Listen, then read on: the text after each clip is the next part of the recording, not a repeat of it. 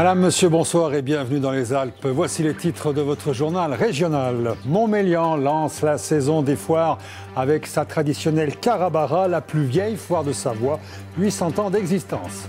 Autre tradition automnale, la cueillette des champignons, mais attention, dans le champignon tout n'est pas bon, d'où l'intérêt de ces expositions mycologiques comme celle de Champs-Rousse. Et puis la page des sports, premier numéro d'une nouvelle saison avec vous, Frédéric Lefrançois. Et ce soir, pendant cette page des sports, eh bien, nous ramerons normal puisque nous irons faire un saut du côté d'Aiguebelette pour la dernière journée des championnats du monde d'aviron. Et puis, comme vous le voyez, nous parlerons également d'aventure tout-terrain avec Erwan Lelanne, l'homme qui a emmené son bateau et ses amis faire un petit peu de cascade de glace et autres disciplines outdoor entre le Groenland et l'Islande. Ce week-end a donc donné le coup d'envoi des foires dans les Alpes. La semaine prochaine aura lieu la fameuse Beaucroissant. À Grenoble, c'est la braderie du Courberia qui est la plus courue. Chaque année, près de 10 000 visiteurs, chineurs, acheteurs, promeneurs arpentent cette avenue pour chercher le jouet, le vêtement qui leur fait défaut. Toujours autant de monde. À Montmélian, la foire Carabara est un rendez-vous commercial, mais également un lieu de retrouvailles pour tous les Savoyards. Joël Serroni, Dominique Bourget. Voilà plus de 800 ans qu'on l'appelle la foire de Carabara. Entendez en français contemporain qui aura, baillera, donnera ou échangera. À l'origine, un grand marché agricole où les Savoyards venaient faire leurs achats avant l'hiver. Aujourd'hui, les vaches ne sont plus que des éléments de décor, mais l'âme de la fête reste toujours vivante. Elle garde quand même, et c'est ce qui nous intéresse, ce caractère de lieu d'échange, finalement, comme il y a 800 ans. C'est une belle foire de rentrée. Alors on vient peut-être plus acheter, ce qui nous permettra de travailler tout au long de l'année. Mais on vient se retrouver en ce début d'année, échanger entre élus avec la population, échanger entre amis, en famille. C'est vraiment une foire de retrouvailles. Pour les 62 associations de la ville, c'est l'occasion d'aller justement à la rencontre des habitants. Le forum est traditionnellement organisé ce jour-là dans le gymnase au cœur de la foire, là où passent plus de 10 000 visiteurs chaque année. Les gens viennent, ils déambulent, ils visitent les associations qu'ils connaissent, ils reprennent contact, puis aussi ils en profitent pour découvrir les nouvelles associations, voir d'autres propositions auxquelles ils n'ont pas encore pensé. Victimes de leur succès, certaines associations enregistrent les inscriptions, mais ne sont pas sûres de pouvoir les honorer. Le club de hand n'a qu'un an et demi d'existence et croule sous les demandes. Pour nous, c'est le top départ de la saison. On n'a plus assez de créneaux pour accueillir tout le monde, mais non, c'est super bien. Au-delà de l'activité commerciale et les 200 exposants qui ont investi la ville, le forum des associations, c'est un peu l'esprit retrouvaille de la foire qui se perpétue à travers les siècles. Grenoble, à son tour, touché par l'élan de solidarité envers les migrants qui affluent aux portes de l'Europe. Cet après-midi, place Félix Poula, un rassemblement assez clairsemé, quelques dizaines de personnes a eu lieu. Elles ont réclamé que Grenoble se déclare ville solidaire pour accueillir un certain nombre de réfugiés. On écoute l'un des manifestants. J'aimerais interpeller nos élus locaux et ce qui est réellement important pour moi et pour les personnes qui sont là, avec qui j'ai eu l'occasion de discuter hier, c'est simplement de faire de notre ville, qui est historiquement un tissu associatif très développé dans le domaine du droit d'asile, de la défense des droits des migrants, etc. Vraiment faire de notre ville, faire entrer notre ville dans le réseau de villes-refuges qui a été créé à l'initiative de la mairesse de Barcelone d'abord et auquel déjà plusieurs villes françaises ont répondu. Politique, il y aura donc au moins 3 listes à gauche au premier tour des élections régionales. À l'issue d'un vote interne, 91% des militants du Parti communiste français ont décidé que leur parti ferait liste à part au premier tour de ces élections. La tête de liste sera la sénatrice de la Loire, Cécile Cukierman. L'actualité de ce dimanche est aussi le début de la saison des champignons. La cueillette a débuté avec toujours son lot d'accidents et d'intoxications. Alors, pour permettre aux ramasseurs de mieux connaître le contenu de leur panier, il y a les expositions mycologiques comme celle de Champs-Rousse en Isère. Joël Serroni, Dominique Bourget. Ouh, ils sont beaux! La saison est lancée. Les premiers cèpes ont fait leur apparition dans les bois et avec eux, une foule d'amateurs plus ou moins avertis. Sur le bord des chemins et sur les parkings des routes de Beldonne, les habitués se croisent. Pour rien au monde, ils n'auraient raté ce premier rendez-vous. Je pense qu'il n'est pas comestible. Enfin, pour certaines personnes, il l'est peut-être pas pour moi. Pas de place au doute pour Denise, qui ne s'intéresse qu'aux espèces qu'elle connaît parfaitement. Aujourd'hui, la cueillette est modeste, mais sûre. Il y a des gens qui disent oh, ceux-là, ils sont bons, il faut les manger. Pour nous, on les appelle les mauvais, parce qu'on ne les connaît pas. Voilà. Prudence. Prudence, oh, oui, oui, oui. Comme je dis souvent, je ne veux pas mourir pour un champignon. Hein. Peut-être moi, je ne connais pas. Il y en a qui les connaissent. Les champignons, ils ramassent. Hein. Oui, il n'y en a pas beaucoup. Hein. Mais je suis monté loin, je suis monté haut. Hein. Sur cela, il n'y a pas de doute. Ah non, il n'y a pas de doute. C'est tout bon. Le sanguin. Non. Pour tous ceux qui n'ont pas les connaissances et la prudence de Denise, Guy ou Michel, l'association de défense des habitants et de l'environnement de Champs-Rousse organise chaque année une exposition dès les premières poussées. Coolmel de notre région Champs-Rousse est très très bon à cuisiner et à manger. Objectif des équipes de cueillette, ramener la plus grande variété d'espèces, consommables ou pas, pour les présenter au public. C'est un plaisir de se promener dans les bois et de ramasser les champignons, et ce plaisir, on veut le faire partager, quoi. Donc voilà, ça fait partie aussi du rôle de notre association, de faire découvrir, de faire aimer la nature, et puis surtout de la faire respecter, quoi. C'est toujours notre plus. Hein. Il y a les cueilleurs et aussi les déterminateurs, capables de reconnaître les comestibles, les toxiques et les mortels, parmi les 36 000 espèces recensées. Différencier une fausse girole d'une vraie, identifier les différentes amanites, parfois fatales. J'adore cette. Ça, c'est une procéa, elle est jolie. Ça, c'est une amanite comestible, mais bon, les amanites, pour les manger, il faut bien les connaître. De toute façon, les problèmes sont toujours les mêmes d'une année sur l'autre, hein, c'est les grands classiques. Il y a les amanites avec l'amanite phalloïde qui provoque, en gros, c'est 95% des accidents mortels en France. Ces expositions mycologiques organisées par des amateurs éclairés sont l'occasion de s'initier à la cueillette sans risque, de découvrir la richesse d'un environnement fragile où toutes les espèces ont leur intérêt et méritent d'être respectées. Il est temps d'ouvrir la page des sports. Frédéric Lefrançois, bonsoir. On commence avec l'événement de la semaine, les mondiaux d'aviron à Aiguebelette. Les mondiaux d'aviron, dont c'était la dernière journée aujourd'hui des mondiaux qui ont accueilli la bagatelle de 1300 athlètes et 70 nations, dont la France. Et justement, aujourd'hui, c'est auprès des supporters français, des supporters tricolores chauffés à blanc, que notre équipe a choisi de suivre les derniers coups de rame des équipages bleu, blanc, rouge. La pelouse du Pré d'Argent comme une fourmilière, des supporters par centaines au plus près du plan d'eau pour vivre cette dernière journée de championnat. Je suis vraiment ravie, il y a plein de monde, ça fait vraiment plaisir de voir que l'aviron, et on a plein de champions, donc on vient encourager la France essentiellement, mais regarder les courses. Des Français forcément majoritaires dans cette foule venue des 4 coins de la planète, des Français de tous âges, anciens, jeunes ou mamans, tous bien décidés à afficher leurs couleurs. Ça fédère en fait autour de nos athlètes et ça fait toujours plaisir de voir un effet de masse là-dessus. Combien de maquillage dans la semaine ?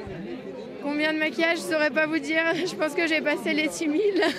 On a un peu de tout. On a les drapeaux, les maillots, on a acheté les casquettes, les chapeaux. Vous allez faire du bruit ? Ouais, beaucoup de bruit. Toute la France est là. Les courses s'enchaînent, suivies partout sur écran géant. Le regard attentif sur les derniers tricolores engagés, Alexis porte autour du cou le plus beau souvenir de sa semaine de compétition. Une médaille d'argent remportée vendredi en 8 poids légers. À la maison surtout, c'est vraiment quelque chose d'inoubliable. Quand on voit tous ces gens sur le bord qui crient, pour nous c'est vraiment motivant et c'est grâce à eux qu'on peut se transcender pendant les courses. Un public qui a supporté les tricolores dans leur dernière épreuve disputée cet après-midi, celle du 400 barreur poids léger. Du bruit, beaucoup de bruit, pour arracher une 3e place dans les derniers mètres. Que du bonheur, que du rêve, beaucoup d'émotions et la joie de voir un effort accompli. Une dernière médaille offerte aux spectateurs français, la 6e de ces championnats du monde en terre savoyarde. Et on passe au rugby. On passe au rugby avec l'ouverture du championnat de fédéral aujourd'hui. Et dans notre viseur, 2 équipes qui nous intéressent vraiment, à savoir Vienne et Chambéry, que nous allons essayer de suivre tout au long de la saison. Les Savoyards qui ont raté la montée en Pro D2 de peu la saison dernière n'ont pas raté leur entrée en matière face à Mâcon en s'imposant 21-15. Et de leur côté, les Isérois de Vienne chutent face à Bourg-en-Bresse 8-20. Et puis pour rappel, la très belle affaire faite hier soir par le 15 grenoblois vainqueur de Pau 41-15 dans le cadre de la 3e journée du top 14. Suite à ce résultat, eh bien, les grenoblois sont provisoirement 3e de ce championnat. On écoute un homme plutôt ravi après ce match au micro de Grégory Lespinasse, Jonathan Wisniewski. On savait que ce match pouvait être piège, on savait qu'il y avait tous les ingrédients pour se faire peur. Et voilà, je crois qu'on l'a bien pris, on a bien entamé ce match dans les ingrédients basiques, l'envie, l'engagement, on était présents. Et ce soir, je pense que ça récompense aussi un petit peu notre bon match qu'on avait fait à Clermont. On n'avait pas été récompensé et sanctionné lourdement de toutes nos petites erreurs. Ce soir, voilà, l'investissement qu'on a mis, on a su garder le même. Et en plus, mettre un peu plus de discipline, même ça a été parfait, un peu plus de rigueur défensive et être efficace. Donc ce soir, c'est tout bonus, c'est une très belle soirée. Et puis pour conclure cette page rugby, n'oubliez pas que la semaine prochaine, dimanche, donc, vous pourrez suivre sur cette antenne de France 3 le match entre Bayonne et Bourgoin. Là, c'est de la Pro D2.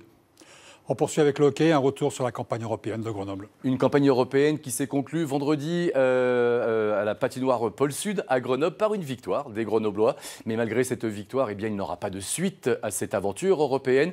N'empêche, les brûleurs de loups auront emmagasiné beaucoup d'expérience avant le début et la reprise de la Ligue Magnus. La preuve avec ce reportage tourné à l'occasion du déplacement en République tchèque et en Finlande. Reportage signé Johan Etienne et Yves-Marie Glot. Tout a commencé par un long, très long voyage en bus. Un trajet de nuit de 1100 km entre Grenoble et Litvinov, une petite ville située au nord-ouest de la République tchèque. Dès leur arrivée très matinale, les joueurs prennent rapidement possession de la patinoire, avec forcément un peu de fatigue dans les jambes.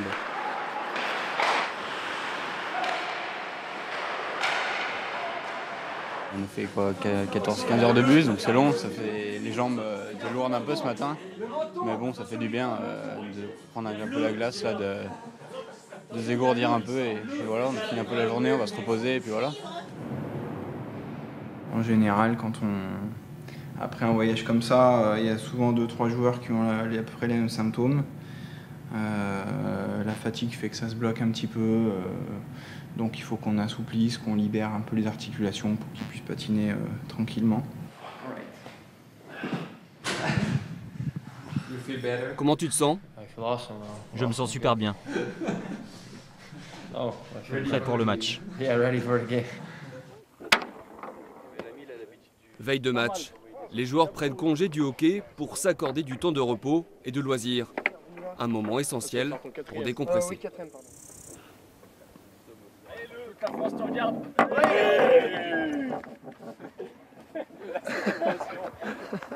On se détend entre amis, on se détend juste moins quand c'est à nous de jouer. Parce que c'est pas facile, c'est pas ce à quoi on est habitué, mais on a du plaisir, on est là pour ça. Après de nombreux changements dans l'effectif cet été, les entraînements ont repris seulement début août. Ce périple à l'étranger offre donc une chance aux nouvelles recrues de bien s'intégrer. C'est évident que des voyages comme ça crée des affinités entre les joueurs dans le groupe. Alors, souvent dans l'été, on ajoute des nouveaux visages. On a des voyages comme ça, dans le fond, ça permet de nous connaître davantage. Puis, c'est pas mal plaisant. Jour de match à Litvinov. Dans les vestiaires, les joueurs procèdent à un rituel millimétré, chronométré. L'objectif, rester le plus concentré avant de rentrer sur la glace.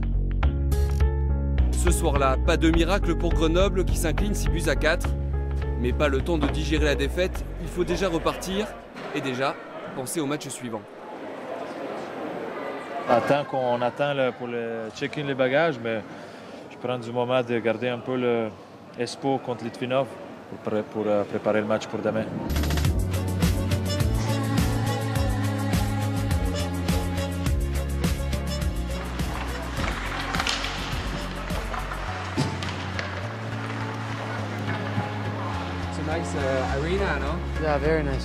C'est une très belle patinoire. C'est impressionnant. Lors de leur passage en Finlande, les brûleurs de loups s'inclinent à nouveau, mais sans regret.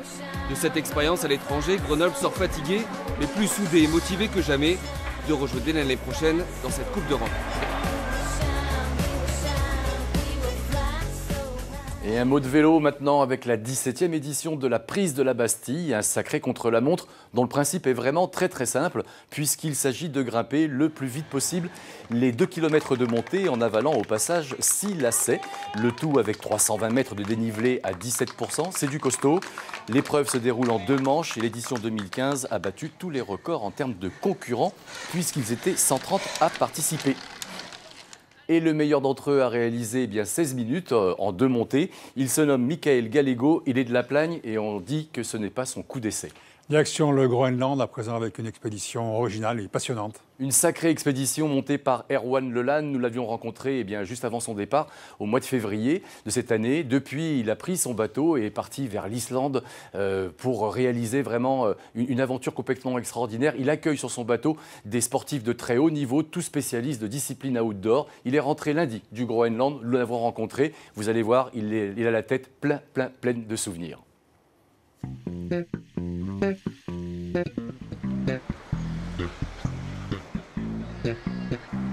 Je redécouvre un monde, je redécouvre des immeubles, une circulation intense, marcher dans la rue, il faut faire attention parce qu'il y a des voitures, il y a des piétons, il y a des vélos. Erwan Lelanne est un peu perdu et c'est un peu normal. Quand on a passé 7 mois à naviguer de spot en spot depuis les côtes bretonnes jusqu'au Groenland, on a le droit à un temps de réadaptation. Erwan Lelanne et ses amis, tous fans de sport outdoor, viennent de boucler la première partie de cette aventure programmée sur 4 ans. On a fait donc de l'escalade sur glace, on a fait de l'alpinisme, on a fait du ski sur la partie Groenland, donc on a fait des couloirs avec du bon ski, des choses assez incroyables. On a découvert en fait toutes ces montagnes, tous ces fjords, toute cette géographie qui est l'Islande, le Groenland. Erwan et ses différents membres d'équipage ont parcouru un peu plus de 5000 km. 3000 milles nautiques à bord de Meiwan. Meiwan, 11 mètres d'alu, taillé pour une aventure pas commune dans des eaux peu accueillantes, souvent agitées par de puissants coups de vent. J'ai adoré en fait toutes les tempêtes qu'on s'est pris avec le recul. On s'en est pris aussi une grosse est prévue, celle-là entre l'Islande et le Groenland, où pendant 2 jours on a eu entre 40 et 50 nœuds de vent. Dans le surf de ces vagues, on était vraiment avec une voilure réduite au maximum. On a réussi à aller jusqu'à 22 nœuds, donc c'est impressionnant. Ouais.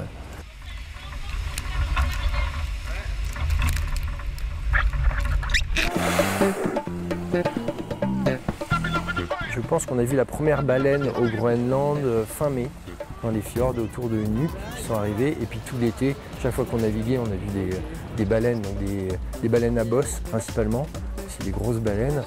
On a vu qu'ils sortaient de l'eau, qu'ils jetaient de l'eau. On a vu 2 baleines qui jouaient autour du bateau. Je sais pas si c'était une parade amoureuse ou quoi, mais qui était juste à côté et puis qui était assez pas sauvage du tout. Et je suis content d'être rentré, mais je ne peux pas déjà m'empêcher de penser à l'année prochaine puis à la suite. En fait, cette aventure quotidienne, elle est prenante, elle est vraiment prenante. L'appel du large souffle déjà dans la tête d'Erwan, qui n'arrête pas depuis son retour de raconter ses aventures. Elles ne font que commencer puisqu'en mai 2016, Erwan redeviendra le capitaine du Meiwan, avec au programme le passage du Nord-Ouest, ce passage qui relie l'Atlantique et le Pacifique.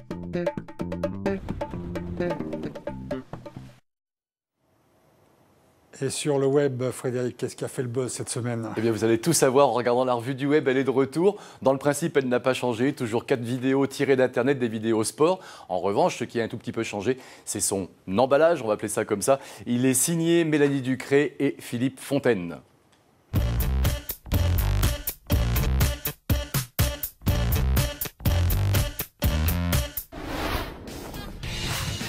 Et on attaque au galop avec de grandes foulées. L'homme qui fait la course en crête avec une caméra sur la tête a fait le choix de faire son jogging matinal en altitude en Haute-Savoie. Sur un itinéraire où il faut savoir mettre un pied devant l'autre. Ça tombe bien, c'est le cas de notre runner puisqu'il s'agit de Seb Montaz, réalisateur et génie multicarte des sports outdoor.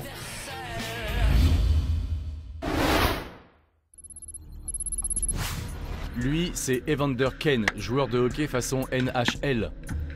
Son surnom, c'est The Big Deal, mais sur ce coup-là, on aurait pu aussi bien l'appeler Canadian Sniper. 8 gourdes, 8 palais et pas un raté. Salmando est face au but et pas gêné sur les côtés.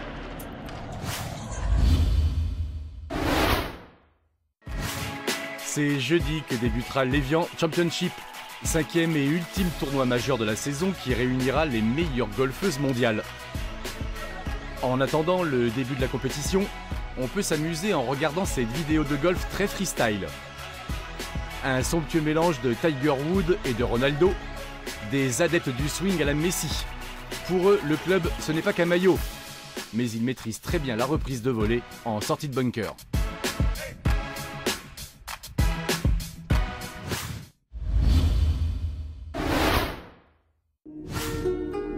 Et on finit avec une vague, une dernière lame estivale.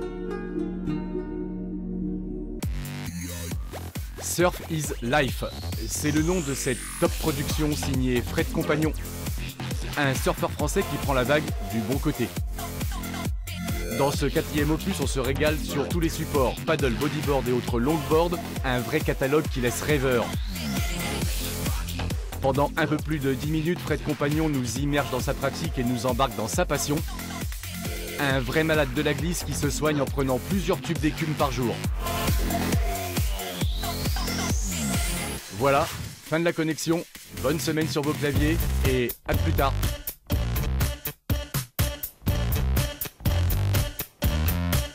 Et on termine avec l'affiche. Comme d'habitude, nous avons choisi pour vous le match de football de vendredi prochain à Annecy. ETG accueillera Auxerre. Et ce qu'on espère vraiment, c'est que enfin ETG va remporter une victoire. Depuis le début de la saison, ils ont fait 4 nuls pour une défaite. Merci Frédéric. Nous on termine ce journal avec une descente dans les eaux du lac de Petitchet. Le club de plongée de Matésine organisait aujourd'hui des baptêmes. Un franc succès pour cette pratique qui se développe de plus en plus sur le plateau. Jean-Christophe Pain, Didier Alban. Pour pouvoir respirer sous l'eau, vous avez cet appareil qu'on appelle un détendeur.